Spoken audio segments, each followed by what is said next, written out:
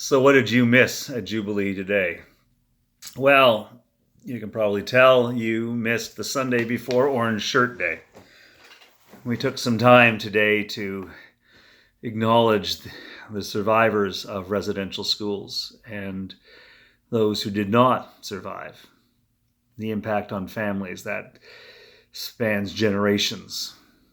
We acknowledged our role as settlers, as Christians, as members of the United Church. We acknowledged our role in residential schools, and we stopped to take a little time to acknowledge the pain, to give those in our midst who have been most affected a chance to breathe, to share their stories and their tears.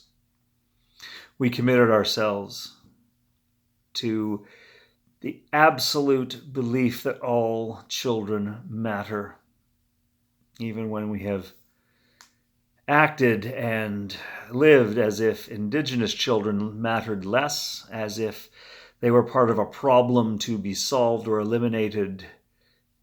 That is not what we believe today, and we will do everything we can to live in such a way that nobody could ever think that we imagined that to be true.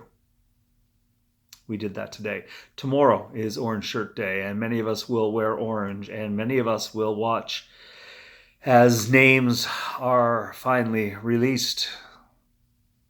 Those children who died in residential schools, a beginning, a start of the list. We will witness that tomorrow.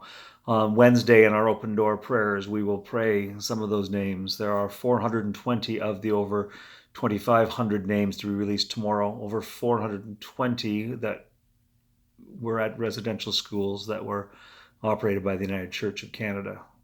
We will hear those names. So we did that today, and then as if to acknowledge that every life matters, we also baptized. We baptized a child, and we acknowledged his life and our investment in it, and the investment of community in life, in children, in all children. We did that today. We listened to Jeremiah go through the legal procedures of buying a field, and we wondered about investing in the future with children and with future relationships. And we as well listened to the gospel and heard about Lazarus and the rich man. A simple story that seems to suggest quite easily that rich people go to Hades, go to hell, and the poor go to heaven to be with Father Abraham. At least that's the way it's told in the story. And so we wondered what that meant. Is there truly a chasm that cannot be breached? Is there a sin so great it cannot be forgiven? We treated this as parable. We took the story and allowed it to reach into our lives and make us wonder. We noted that even in the afterlife, even in torment, the rich man looks up and speaks only to Abraham. He doesn't speak to Lazarus, who's right there. He asks Abraham to send Lazarus to do his bidding, but he doesn't ever speak to Lazarus. And we wondered if perhaps this chasm is something that we create, not something that God creates, when we fail to recognize the humanity in others, when we allow things like wealth to define us instead of our shared humanity. We could let God define us. We could let our relationships define us, but instead we have a parable about a rich man who has no other name. He's the rich man. That's all we know about him. So we wondered about that today. Who are we? Could you describe us in something other than our wealth or our power? Would we describe ourselves in other ways?